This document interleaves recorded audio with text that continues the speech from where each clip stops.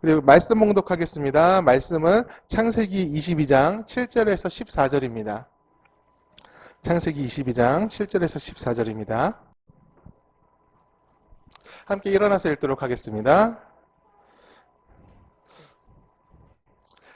같이 봉독합니다. 이삭이 그 아버지 아브라함에게 말하여 이르되 내 아버지여 하니 그가 이르되 내 아들아 내가 여기 있노라. 이삭이 이르되 불과 나무는 있거니와 번제할 어린 양은 어디 있나이까. 아브라함이 이르되 내 아들아 번제할 어린 양은 하나님이 자기를 위하여 친히 준비하시리라 하고 두 사람이 함께 나아가서 하나님이 그에게 일러 주신 곳에 이른지라.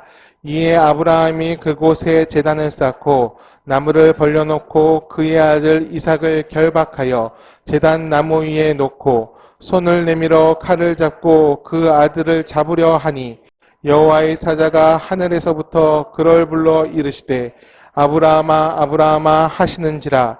아브라함이 이르되 내가 여기 있나이다 하매 사자가 이르시되 그 아이에게 내 손을 대지 말라. 그에게 아무 일도 하지 말라. 내가 내 아들 내 독자까지도 내게 아끼지 아니하였으니 내가 이제야 내가 하나님을 경외하는 줄을 아노라. 아브라함이 눈을 들어 살펴본즉 한 순양이 뒤에 있는데 뿔이 수풀에 걸려 있는지라. 아브라함이 가서 그 순양을 가져다가 아들을 대신하여 번제로 드렸더라. 아브라함이 그 땅 이름을 여호와 이레라 하였으므로 오늘날까지 사람들이 이르기를 여호와의 산에서 준비되리라 하더라. 아멘. 아멘. 자리에 앉아주시기 바랍니다. 저는 목회자의 길 가기로 결정한 순간부터 한 가지 품은 꿈이 있습니다. 그것은 좋은 목사가 되는 겁니다. 청년 시절 동생들 중에서, 교회 동생들 중에서 한 명이 저한테 이제 제가 신학을 하기로 결정한 다음에 신학대를 간다니까 저한테 와서 이런 말을 한 적이 있습니다. 어떤 목사가 되고 싶냐고 이렇게 물어봤습니다. 그리고 제가 그 질문에 생각하는 동안 자기가 답을 해버렸어요. 나는 여자 청년이었는데 나는 오빠가 좋은 목사가 되었으면 좋겠다고, 훌륭한 목사 말고 좋은 목사가 됐으면 좋겠다고 그런 얘기를 했습니다. 벌써 14년, 15년 전인데 그것이 아직도 제 뇌리에 강력하게 기억이 되고 있습니다. 영향이 있었다는 뜻이겠죠. 훌륭한 목사 말고 좋은 목사가 되었으면 좋겠다. 사실 훌륭한 것과 좋은 것 별 차이가 없어 보이기도 합니다. 그런데 어감은 조금 다른 것 같아요. 훌륭한 그러면 타인에게 보여지는 부분이 좋아 보이는 사람을 얘기하는 것 같고, 좋다라는 뜻은 뭔가 다가오는 느낌이, 따뜻한 느낌이 있습니다. 아마 그 청년이 그런 의미에서 저한테 얘기한 것 같아요. 세상에 많은 사람들 앞에 보여지는 목사 말고 따뜻하게 성도를 안아주는 목사가 되었으면 좋겠다. 그런 의미로 그런 말을 한 것 같습니다. 우리는 예수님을 말할 때 선한 목자라고 얘기를 합니다. 그리고 예수님은 좋으신 분이라고 얘기를 합니다. 좋은 목사라는 뜻은 거기서 나온 것 같습니다. 예수님처럼 좋은 목자 그리고 선한 목자가 되어달라, 그런 의미가 담겨있는 그런 뜻인 것 같습니다. 사실 이것은 목사뿐만이 아니라 우리 모두가 그래야 되는 거예요. 우리 모두 좋은 성도가 돼야 됩니다. 하나님 앞에서 세상 앞에서 우리는 좋은 성도가 되어야 합니다. 여러분 맞습니까? 오늘 본문의 아브라함은 하나님께서 직접 믿음의 조상이라, 너는 믿음의 조상이 될 거라고 칭하신 사람입니다. 하지만 이 아브라함도 처음부터 그 자리에 있던 것은 아닙니다. 여러 고난을 거치고 시험을 통과하면서 자신의 믿음을 증명하였습니다. 하나님 앞에서 그 믿음을 증명하였어요. 오늘 본문에서 하나님은 아브라함에게 이상한 명령을 내리세요. 어떤 명령입니까? 아들을, 하나뿐인 독자 그 이삭을 번제로 바치라라고 얘기를 하십니다. 인신제사를 하라는 겁니다. 그러니까 너희 아들을 죽여서 나한테 바치라고 얘기하는 거예요. 그런데 이 시대의 배경을 알면 그 인신제사가, 우리는 이제 어떻게 자신의 아들을 죽여서 바치라고 하냐 이렇게 얘기를 할 수 있습니다. 근데 이 아브라함 시대, 이 고대죠. 이 고대 시대의 배경을 보면은 인신제사는 그렇게 특별한 게 아닙니다. 흔하진 않았지만 그 가나안 땅에서 우상을 믿는, 이방 종교를 믿는 그 민족들 사이에서는 종종 행해지던 일이에요. 사람을 죽여서 행하는 것은 자주 있었고, 그리고 자기의 아들을 죽여서, 장자라고 하죠. 장자를 죽여서 제사를 드리는 경우도 왕왕 있었습니다. 가나안 땅에는 우상 중에 몰록이라는 신이 있어요. 몰록이라는 신은 풍요의 신이고 전쟁의 신이기도 합니다. 몰록은 인신제사를 굉장히 좋아했다고 그래요. 그리고 자기의 가장 소중한 것, 그냥 인신제사 말고 나의 가장 소중한 것을 바치면은 소원을 들어준다는 그런 믿음이 그 이방 민족들 사이에 있었습니다. 이 사람 중에서 제일 소중한 게 누구입니까? 가족이죠. 가족 중에서 이때는 장자가 중요했잖아요. 그때 아버지들은 아들을, 첫째 아들을 가리켜서 나의 힘이라고 얘기했어요. 야곱도 르우벤을 향해서 나의 힘이라고 얘기를 하죠. 첫째 아들을 그렇게 표현을 했던 거죠. 그 첫째 아들을 몰록한테 바치면 모든 소원이 이루어진다. 모든 어려움에서 벗어날 수 있다. 그런 믿음이 그 땅에 있었습니다. 그래서 아들을 바치는 경우가 있던 겁니다. 그런데 성경에도 그 기록이 남아있어요. 사사기에는 그 입다의 기록이 있죠. 사사입다. 사사입다는 암몬과의 전투에 나갑니다. 전투에 나가기 전에 하나님한테 서원을 하죠. 하나님께서 나를 이 전투에서 이기게 하신다면 내가 우리 집에서 나를 처음 환영하는 사람을 내가 하나님께 제물로 바치겠다고. 이런 서원을 해요. 하나님이 시키지도 않았는데 그런 서원을 자기가 먼저 합니다. 자기의 너무나 소중한 딸이 나오죠, 거기. 그래서 비극으로 끝나버리는데 입다는 스스럼 없이 그런 서원을 해요. 근데 이런 서원을 할 수 있던 배경이 거기에 있는 거예요. 그 시대에 그 땅의 이방 문화가 이스라엘 민족 안에도 들어왔던 겁니다. 그것을 하나님을 기뻐하실 거라는 오해를 하고 있었어요. 근데 사실은 그렇지가 않아요. 하나님께서는 인신제사를 굉장히 가증하게 여기십니다. 하나님이 사람의 죄에 대해서 동물의 피로 대속하게 하셨어요. 이것은 이유가 있는 겁니다.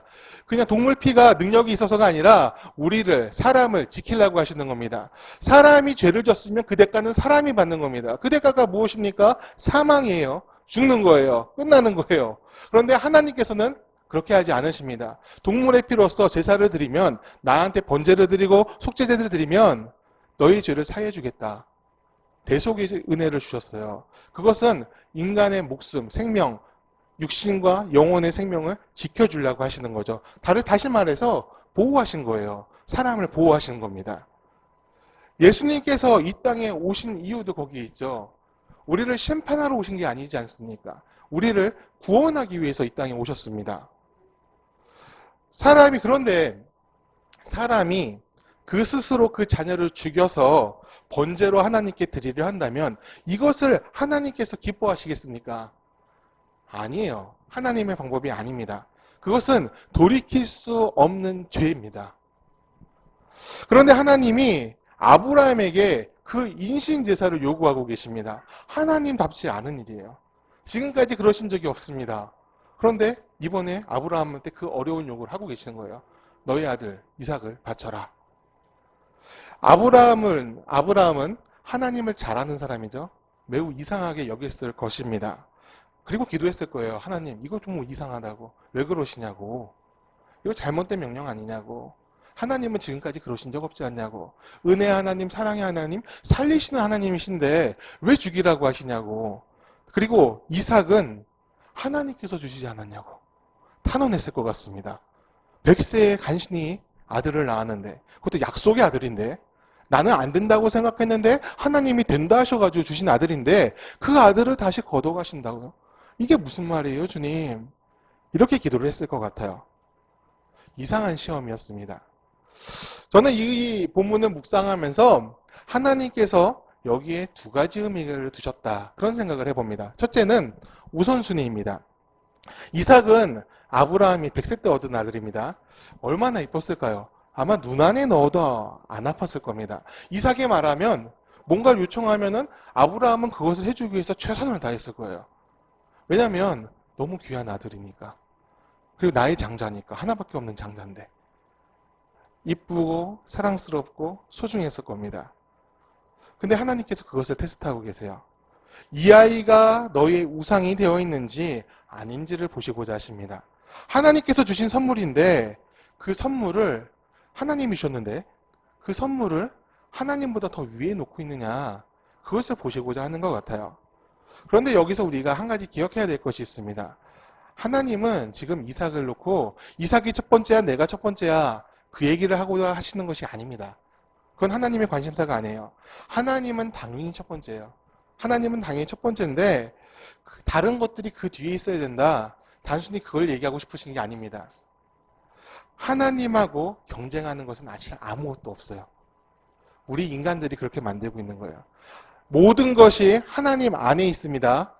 그런데 우리 인간들이, 우리 사람들이 우리의 탐욕 때문에 또 우리의 어리석음 때문에 하나님 1번, 다른 것들 2번, 3번, 때로는 다른 것들, 자녀가 1번이 될 수 있고, 물질이 1번 될 수 있고, 명예가 1번 될 수 있고, 권력이 1번이 될 수 있고, 하나님보다 올리고 있는 거예요. 사실 그런 것들이 아니에요. 하나님 안에 자녀도 있고, 물질도 있고, 생명도 있고, 권력도 있는 겁니다. 다 하나님 안에 있는 거예요. 하나님이 허락하지 않으시면 아무것도 우리는 누릴 수가 없습니다.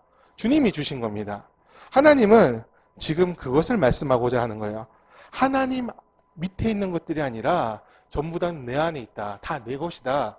그것을 아브라함을 통해서 보고자 하시는 겁니다. 우리가 가진 것 중에서 순위가 낮은 것을 포기할 수 있습니까?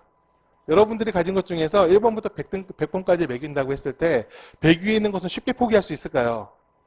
아닐 겁니다. 왜냐하면 순위 자체가 매겨진다는 것은 이미 나한테 소중하다는 겁니다. 포기하기 싫은 겁니다. 내려놓기 싫은 겁니다. 소중한 거기 때문에 그렇습니다. 하나님은 그걸 포기하라고 하시는 것이 아닙니다. 그것 또한 나를 위해 쓸 수 있느냐, 그걸 보고 싶어 하시는 거예요.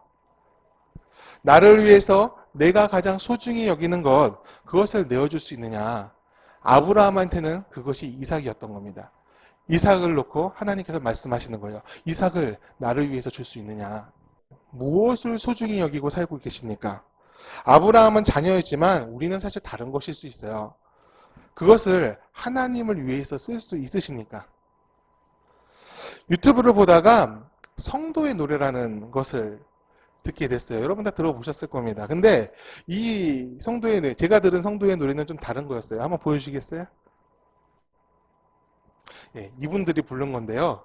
선교사님들입니다. 전 세계의 선교사님들이 이 성도의 노래를 불렀어요. 근데 합창한 게 아니라 각자 따로 녹음을 해서 편집을 해서 한 곡으로 묶었습니다. 여러 소리가 같이 들려요. 같이 돌리는데 이게 감동이 있었어요. 눈물이 찍 흐르더라고요. 왜냐하면 이 노래가 가사가 워낙 좋기도 한데 그 노래 멜로디 때문에 그런 것이 아니라 가사하고 이분들의 삶이 매치가 되는 거예요. 진짜 가사처럼 살고 계시더라고요. 선교사가 천직이어서 나간 사람은 아무도 없을 겁니다. 나는 선교사가 맞아. 그런 다음에 그 선교사의 자리로 가는 사람은 아무도 없어요. 선교사는 되도록이면 피하고 싶은 자리인 겁니다. 그냥 사회적인 환경으로 봤을 때 물질적인 부분 또 사회적인 인프라 부분 갔을 때 선교진 대부분 척박하거든요.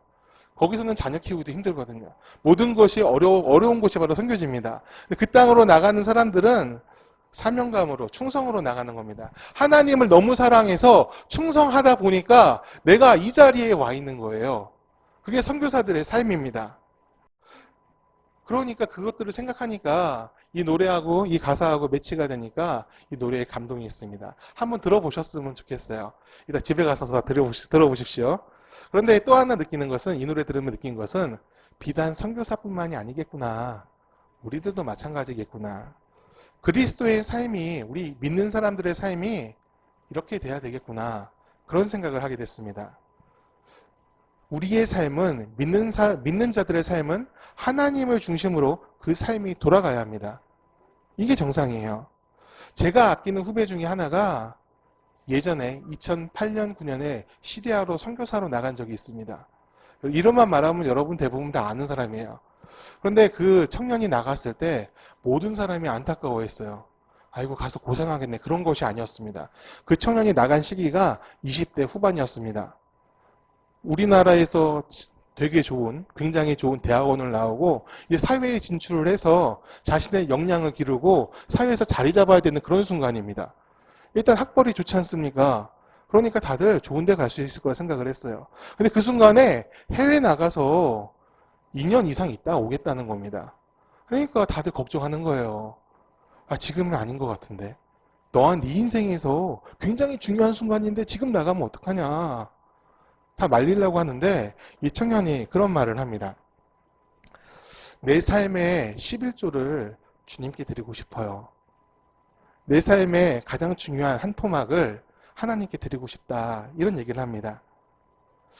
저는 그 얘기를 들으면서 또 마음속에 감동이 되었습니다. 어제 들은 것처럼 생생해요. 하나님께서는 그런 감동을 아브라함에게 보고 싶어 하신 거예요. 너의 삶에서 가장 중요한 그것을 나에게 바칠 수 있겠느냐. 이것은 뺏겠다는 뜻이 아닙니다. 너의 사랑을 내가 보고 싶다는 거예요. 여러분, 사랑받으신 적 있습니까? 사랑받는 그 마음, 불행하다 생각하신 적 있으십니까? 아니잖아요. 사랑받으면 마음이 따뜻해집니다. 감동이 있고요. 힘이 생깁니다. 하나님도 마찬가지입니다. 하나님도 사랑받고 싶어 하십니다.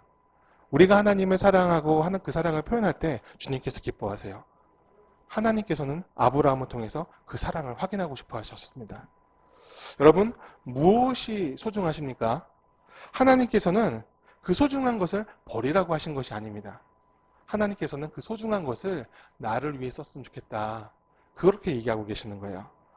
하나님 안에서 소중히 하고 또 하나님을 위해서 쓰임받는 그런 삶이 되기를 간절히 축원합니다. 자녀를 위해서 하나님을 믿는 사람이 굉장히 많아요, 사실. 아프지 말라고, 또 지혜로우라고, 하나님, 우리 아이를 지켜주세요. 이렇게 기도하는 사람들이 많습니다. 이거는 나쁜 기도가 아닙니다. 꼭 필요해요. 하나님을 믿는다면 자녀의 삶도 주님께 올려드려야죠. 함께 해달라고, 동행해달라고 기도를 꼭 해야 됩니다. 하지만 순서가 바뀌어버리면 안 돼요. 하나님이 나의 자녀를 위해서 존재하시는 건 아니에요. 반대죠. 나의 자녀가 하나님을 위해서 존재하는 겁니다. 이게 바뀌면 안 돼요. 자녀뿐만이 아니라 모든 것이 그렇습니다. 우리가 하나님 안에서 하나님을 위해 내어드릴 때 하나님이 기뻐하십니다. 또 반대로 하나님의 기쁨과 그 평안이 우리한테 밀려들어와요. 이런 영적인 교제, 또 하나님과 동행하는 기쁨이 우리 삶에 가득이기를 또한 축원합니다. 하지만 우리가 우리의 것을 지키기 위해서 집착하며 산다면 사실 그 것이 그렇게 좋지 않을 거예요. 성경에 많은 인물들이 있습니다. 자기 것을 지키기 위해서 아둥바둥했던 사람들의 기록도 많아요. 누가 기억나십니까? 저는 사울 왕이 기억나요. 사울 왕은 하나님 덕분에 왕이 된 사람이에요. 베냐민 지파에서 가장 작은 족속 중에 하나였습니다. 그런데 그가 왕이 될 수 있던 것은 하나님의 지지가 있었기 때문에 그래요. 그런데 나중에 그는 그 왕권을 지키기 위해서 하나님마저 따르지 않습니다. 자기를 위해서 기도해달라 사무엘한테 말하면서 하나님께 회개하는 것이 아니라 백성들이 나를 보고 있어요. 내가 부끄러움을 당하지 않도록 내 옆에 있고 나를 위해 기도해 주세요. 나를 위한 하나님을 만들어 버렸습니다. 그 끝은 좋을 수가 없습니다. 하나님이 아브라함한테 보시고자 하는 것 또 한 가지가 있습니다. 그것은 하나님을 신뢰하는가, 그것을 보고자 하셨어요. 우리는 결론적으로 하나님이 인신제사를 받지 않았음을 알고 있습니다. 우리는 이 성경 내용을 다 읽었으니까. 결말을 알고 보는 드라마입니다. 우리는 긴장감이 없습니다. 어떻게 했는지 다 아니까. 하지만 아브라함은 달랐습니다. 그는 절대 평안하지 않았어요. 괴로웠습니다. 힘들고 멈추고 싶었습니다. 모리아 땅으로 가는 그 순간 그의 길은 십자가의 길, 예수님의 십자가의 보다 더 고통스러웠을 겁니다. 내 아들을 내가 어떻게 죽이냐. 고통스러워했을 거예요. 하지만 그는 끝까지 갑니다. 어떻게 끝까지 갈 수 있었을까? 하나님이 시켰으니까 어쩔 수 없이 끌려가듯이 끝까지 갑니까? 아니죠. 아브라함을 믿는 것이 있었다고 그럽니다. 히브리서 11장 19절입니다. 함께 읽겠습니다. 그가 하나님이 능히 이삭을 죽은 자 가운데서 다시 살리실 줄로 생각한지라. 아멘. 아브라함은 이삭이 죽더라도 하나님이시라면 다시 살릴 수 있다. 부활시킬 수도 있다. 이런 믿음이 있었습니다. 왜냐하면 하나님은 선하시니까. 죽은 자가 다시 살아날 수 있어요, 없어요? 우리는 상식적으로 그것이 불가능한 걸 알고 있습니다. 그런데 아브라함도 그것을 알고 있어요. 아브라함은 바보가 아니에요. 그럼에도 불구하고 하나님이시라면 살릴 수 있다라고 믿었습니다. 그것은 하나님이 전지전능하시니까 물론 그 이유도 있을 겁니다. 하지만 한 가지, 하나님은 선하시니까. 아들이 죽는 것은 아브라함한테 분명히 악한 일입니다. 괴로움이고 고통이고 그것은 아브라함한테 절대 선한 일이 될 수가 없습니다. 그런데 하나님께서 나를 악한 길로 모실 리가 없다. 몰아내실 리가 없다. 하나님은 선하심으로 이것도 선할 것이다. 그 믿음이 아브라함한테 있던 겁니다. 어떻게 그런 믿음을 가질 수 있었을까요? 하나님은 선하신 분이고 악으로 갚지 않으신다. 이 믿음이 어떻게 아브라함한테 있을 수 있느냐? 그것은 아브라함이 지금까지 살면서 그 은혜를 누리며 살아왔기 때문에 그래요. 하란에서 가나안으로 이끄신 하나님, 애굽에서 공경에 처한 아브라함을 구원하신 하나님, 또 불과 318명으로 가나안 왕들과 싸워서 승리케 하신 하나님, 그 삶 전체를 통해서 하나님은 아브라함의 은혜를 베푸셨어요. 승리를 주셨습니다. 그 하나님이 지금도 아브라함과 함께 하십니다. 그러니까 믿을 수 있는 거예요. 주님은 선하시다. 그 선하신 주님을 믿고 나는 이해가 되지 않지만, 지금 이 상황이 너무나 이해되지 않지만 그래도 한 걸음 더 나아가겠습니다. 이것이 아브라함의 믿음이었습니다. 이것은 오늘날을 사는 우리에게도 동일합니다. 하나님의 선하심을 여러분 믿고 계십니까? 왜 믿을 수 있느냐라고 묻는다면 우리는 우리가 받은 은혜를 기억하기 때문이라고 대답을 해야 될 줄 알아요. 하나님께서는 지금껏 우리를 사랑으로 이끌어 주셨습니다. 나를 만나주시고 이끄시고 세우셨습니다. 그 하나님은 우리를 버리지 않으십니다. 하나님의 선하심이 있어요. 우리는 그 믿음으로 앞으로 나아갔을 때 승리를 취할 수 있습니다.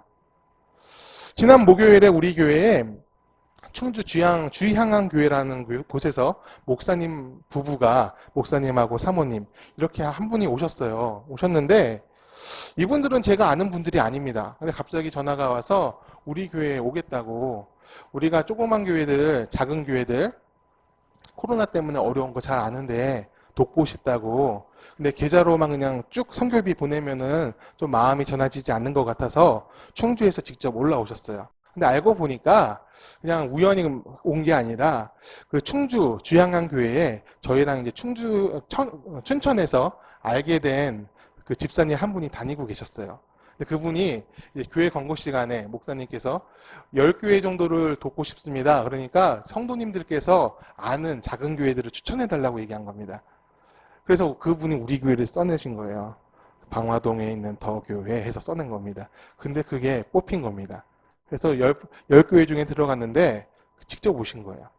저는 그 얘기, 오신다는 얘기를 듣고 지금이 감리교회 선거철이거든요.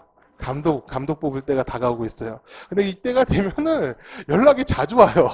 자주 오고, 뭐 밥 먹자, 막 이것부터 시작해서. 요번에 제가 또 선거권이 생겼어요. 그러니까 더 많이 자주 와요. 저도 이제 뭔가 휘두를 게 생겼어요. 근데 연락이 자주 와서 저는 이분이 큰 교회 담임 목사님인 줄 알았어요. 그래서 뭐 알아보지도 않고 오시나 보다. 감사히 받고 찍지 말자. 막 이렇게 했는데 교회 문을 열고 들어오시는데 깜짝 놀랐어요. 너무 젊은 사람인 겁니다. 감독은 못 나가요. 너무 젊어서. 너무 젊어서. 저보다 한 6살 정도 많을까? 젊은 분이에요. 젊은 분인데 그분이 이런 얘기를 하십니다. 제가요, 받은 은혜가 있어서 이 일을 하는 거예요. 저도 수련목을 하고 바로 개척을 했는데 너무너무 힘들었습니다. 3년 정도 지나니까 후원받던 것도 전부 다 끊겼답니다. 끊겨가지고 생활이 점점 어려워지고 힘들었는데 자기를 알지 못하는 목사님이 어느 날 자신을 찾아와서 생활비하고 위로의 기도를 해주셨대요. 지금 너무나 어려운 길을 가지만 하나님께서 돌보시고 세워주실 거라고, 그러니까 끝까지 가라고 그런 격려를 해주셨대요. 그때 자기는 너무 큰 위로를 받아서 나중에 나도 이 일을 해야 되겠다 생각을 했답니다. 그분이 다행히 하나님께서 그 목사님의 사역을 이끌어 주셔서 지금은 충주에서 교회 건물도 세우고 또 지금 한 150명에서 200명 정도 모이는 교회로 성장을 했습니다. 근데 그렇게 되니까 보이는 거예요. 내가 받은 은혜, 그때 그 은혜를 받았었지 지금 실천해야 되겠다. 그런 생각을 하셔서 그분이 10교회를 정하기로 기도하시고 헌금을 마련하고 선교비를 마련해서 여기 그 3일 동안 전국에 있는 교회 10개를 정해서 돌아다녔다고 합니다. 저는 그 얘기를 들으면서 또 감동을 받았어요. 그리고 또 한 가지, 하나님께서 여전히 나를 생각하고 계시는구나, 그 생각을 합니다. 왜냐면 저는 사실 그렇게 담대한 사람이 아니에요. 저는 굉장히 계산이 앞서는 사람입니다. 저희 집에서 가계부를 누가 쓰냐면 제가 씁니다. 왜냐면 저희 아내가 숫자를 싫어해요. 싫어하는 것도 있는데 제가 그걸 원해요. 왜냐면 한 달에 정해진 지출이 정해져야 됩니다. 이 이상 쓰면 안 돼. 이게 있어야 돼요. 그래야지 안심하고 한 달을 삽니다. 그리고 지출한 내용 다 적어요. 다 적어서 계산이 나중에 안 맞으면 끝까지 다 맞춰봅니다. 성격이 그래요. 눈에 보이는 것을 선호한다는 뜻이죠. 이 눈에 보이는 걸 선호. 이건 사실 그렇게 좋은 건 아닌 것 같아요. 교회 운영을 할 때 사실 눈에 보이는 게 뭐가 있어요. 지정 잡히는 게 우리 조그만 자립교회, 미자립교회잖아요. 우리도 작은 교회인데 그냥 한 주 한 주 헌금 들어오고 또 후원금 들어오고. 근데 헌금이 얼마로 들어올지 알고 또 후원금이 얼마로 들어올지 모르지 않습니까? 그러면 저 같은 사람은 이게 매일매일 기도할 수밖에 없는 겁니다. 그냥 하나님 하루하루가 걱정과 근심 속에 삽니다. 이렇게 뭐 통곡할 수밖에 없는 거예요. 연약한 거죠. 이런 연약한 저를 아시고 하나님께서 정국채 목사님을, 그분 이름이 정국채 목사님이에요. 그분을 보내신 것 같다는 생각이 들었어요. 사실 이 일뿐만이 아니에요. 우리 교회가 6월 달에 수리한다고 그랬잖아요. 간단하게 고치는데 이것도 저는 걱정을 많이 했어요. 우리는 비용이 줄여야 되잖아요. 그래서 우리 서지현 총장 같은 경우에는 자기가 페인트 칠하겠다고 시간이 어디도 여부터 시간이 암만 해도 없는데 하겠다고 뭐 그렇게 얘기하고 그랬는데 걱정하고 기도하니까 사실 어떻게 해달라고 기도한 적은 없는데 전화가 막 오는 거예요. 내가 도와주겠다고. 남산교회 신성하 목사님도 자기가 해줄 수 있는 게 뭔지 계속 찾아보고 계시고 그리고 청장년회 서울 남녀 청장년회는 예상하지도 않았는데 거기서 소리를 도와주겠다고 한 거예요. 근데 이거는 사실 사람들의 일이기도 합니다. 하지만 그 마음을 움직이시는 분은 하나님이심을 믿습니다. 하나님께서 우리의 연약함을 아시고 또 저의 연약함을 아시고 그 모든 것들을 통해서 약속하고 계시는 거예요. 내가 너희와 함께 하겠다. 너희는 믿고 따라오면 된다. 나를 위해 너희의 소중한 것을 드리면 된다. 쓰면 된다. 그렇게 얘기하고 계시는 거예요. 모든 것을 책임지시는 분이 우리 하나님이시라는 거예요. 여러분, 우리가 기억해야 될 것이 있어요. 아브라함이 이삭을 바쳤을 때 하나님이 어떻게 하셨습니까? 아브라함의 이삭의 피를 받으셨습니까? 그렇게 하지 않으셨어요. 하나님은 그 속성이 악하지 않으십니다. 죽이는 분이 아니라 살리는 분이세요. 우리를 향해서는 미움이 아니라 사랑으로 보십니다. 이거는 변하지 않아요. 때로는 우리 삶 가운데서 이해할 수 없는 일들이 하나님 왜 나에게 이런 일을 허락하셨습니까? 이런 고난이 닥쳐옵니까? 이런 기도를 할 수가 있습니다. 탄원할 수 있어요. 하지만 그 가운데서도 하나님의 선하심이 있음을 믿으시기 바랍니다. 주님은 그 선함을 악으로 바꾸지 않으십니다. 사실 믿음을 지키며 사는 것이 쉬운 세상이 아닙니다. 우리가 누릴 수 있는 것이 많기도 하고요. 우리를 유혹하는 것도 너무나 많이 있습니다. 우리가 하나님보다 소중히 여길 만한 것들도 많아 보이기도 합니다. 주일 성수가 흐려질 정도로 어떻게 보면 영적으로 혼탁한 세상이 되고 있습니다.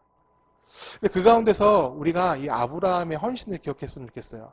나의 모든 것이 주의 것입니다. 내가 드릴 수 있을 만큼만 드는 것이 아니라 나의 모든 것이 하나님의 것입니다 하는 마음으로 아브라함은 하나님을 믿었습니다.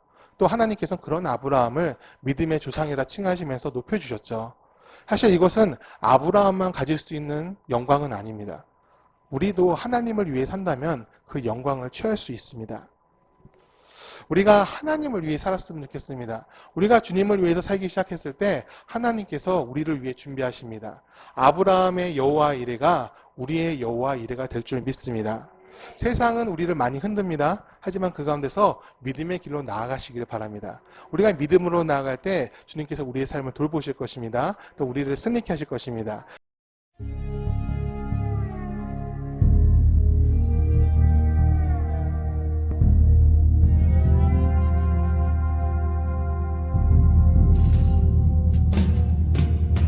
세상은 들리고 사람들은 변하여도 나는 주를 섬기리. 주님의 사랑은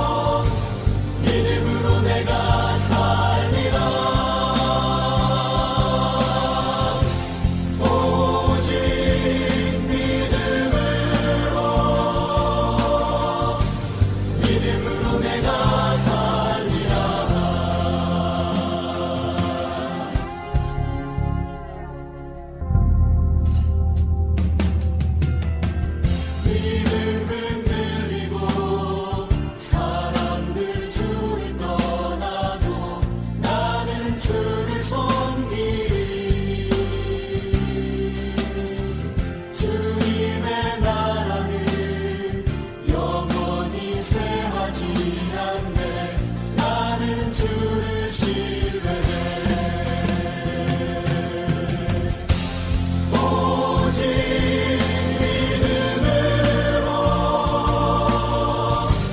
믿음으로 내가 살리라 오직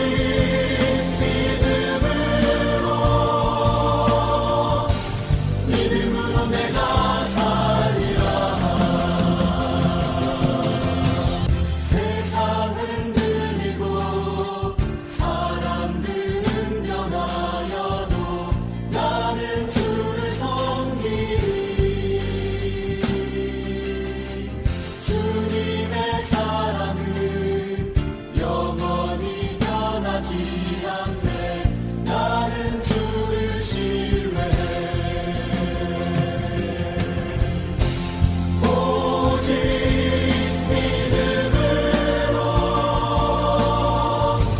믿음으로 내가 살리라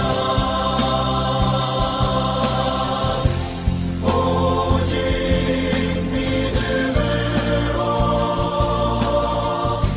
믿음으로 내가 살리라 오직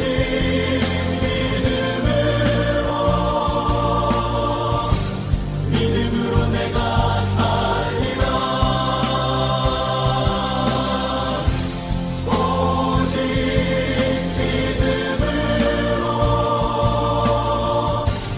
믿음으로 내가 살리라 오직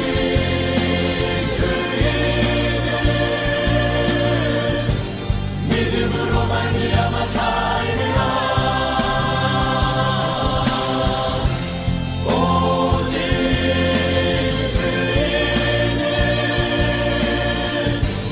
믿음으로 말미암아 살리라 오직